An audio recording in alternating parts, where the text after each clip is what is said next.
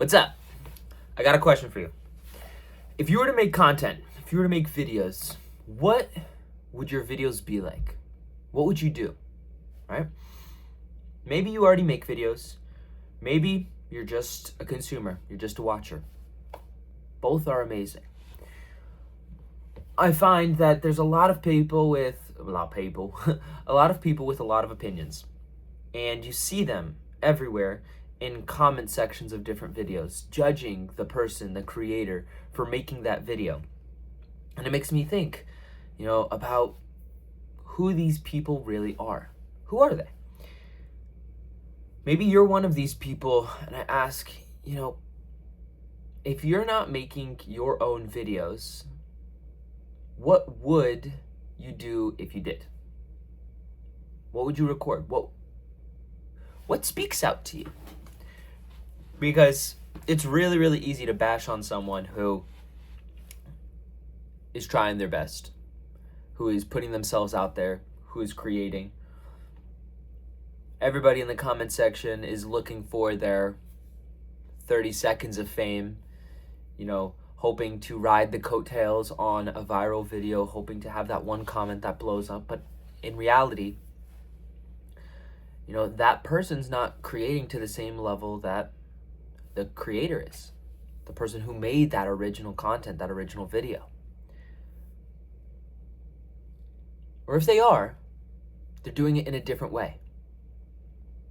They're doing it, maybe their focus is more on funny content, more on impactful content, more on ridiculous content, more on heinous content. Right? There's such a wide variety of videos that you could put out there, a wide variety of pictures, and maybe it's memes, maybe it's news stories. There's so much. So what would you do? What would you do if you pulled out your camera and said, I am going to take a video of something and post it? Where? Where are you going?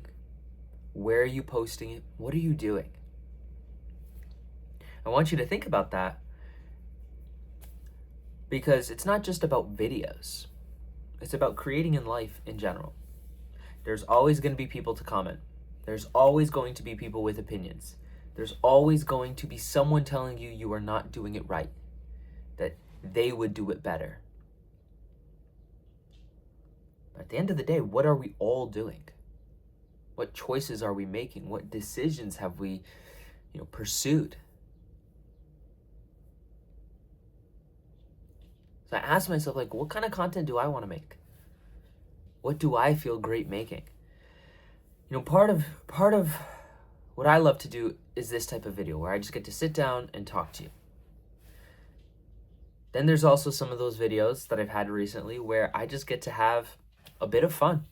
I just completely let loose. Put on a pair of sunglasses and just laugh. Make myself giggle. Make myself actually rewatch the video and crack up, even though I just experienced it 10 minutes before, right? I love those types of videos too.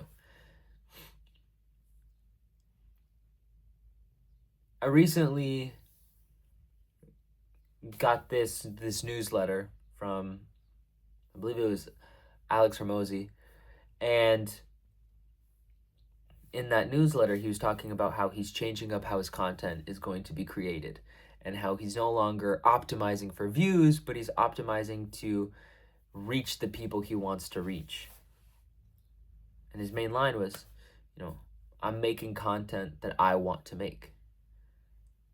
And I was like, yeah, I could relate to that. I don't have the platform, I don't have the following, but I do have the trust that when I make content that feels right to me, it's going to reach the people it's meant to reach. It's not going to be a massive number. I'm not going for, Mr. Beast level numbers here. I'm not looking to just get the attention of anyone. I'm here to get the attention of you. I'm here to reach out to you, to call out to you. What that means right now, I don't know. What that means in the future, I will have ways to help, right? I will have messages, I will have products, I will have places to send you to so that you can feel supported and grow. That's later. For right now, my focus is purely on continuing to make content, purely to make videos, purely to enjoy it. I'm not looking to be the most efficient. I'm not looking to grow the fastest. I'm just looking to keep showing up, because I know that as soon as I stop enjoying something, it's gone. Like, it's off the calendar. It's off the daily to-do list. I don't do it. I think the times I have failed in my life to really start a big project is when I focus too much on being perfect, being optimized, being efficient, and not enough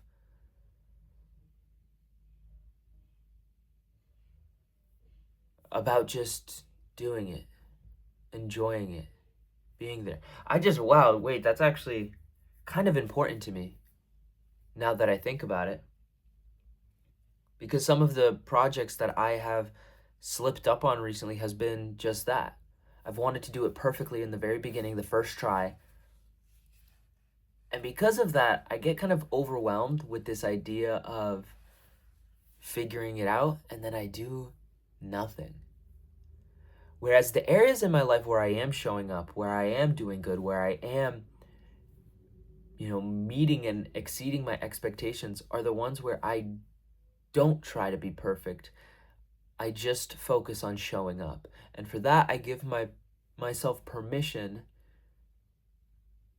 to create garbage every once in a while, to create bad content, to create a bad workout, to create maybe a bad dish. Yeah, cooking is up there too. Every once in a while, in my pursuit of learning to cook, I have messed up many dishes, realizing, certain ingredients just don't belong. Maybe, Philip, don't throw absolutely everything you own into a slow cooker. Not everything needs to be slow cooked. No. That was an interesting time. Yeah, I haven't done that in a while. Wow, I'm just so focused on being perfect. I'm stopping myself from making progress. I was talking to a friend yesterday, and among the conversation, within the conversation, I said, it sounds like, to me, you are sacrificing your future happiness for today's comfort. And it really stuck out to my friend, and I kind of just brushed it off. But now that I really think about it, boy, am I doing that. Boy, am I sacrificing tomorrow's happiness, or next week's happiness, or next month, or next year's happiness because of wanting to be comfortable today, wanting to keep it safe. And what feels safe to me is doing everything right the first time, being perfect. Whereas when I mess up on purpose, or I give myself permission to mess up, and I make something that I know is not amazing, it's not perfect, I ultimately feel happier about it later, because it gets better later. Slowly but surely, my workouts are getting better. Slowly but surely, these videos are getting better. And it's only because I've given myself permission to not have to be better. It's like I changed the rules. I changed the role from I have to improve to I get to improve. I don't have to improve. I get to. I get to stay doing the bare minimum so long as I'm reaching that bare minimum. And just intrinsically, because that's who I am, I want to improve it. But I never tell myself I have to, not anymore. Not for the things that really matter to me. So I have some ideas that I have to get on with. Some for work, some with my personal life.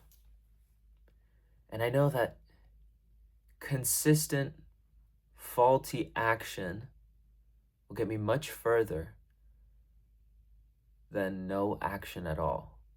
No perfect action at all. So what content do I plan to make?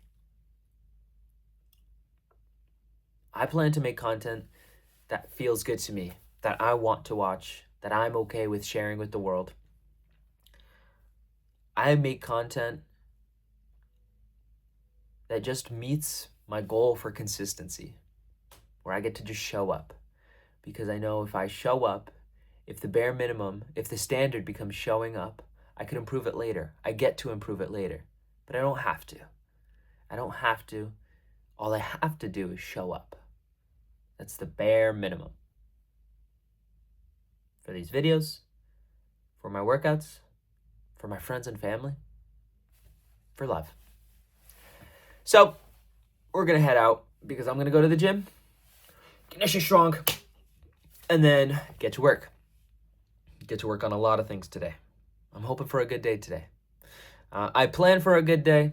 I have a lot of ideas, and time to just get one of them down on paper, one of them created, right?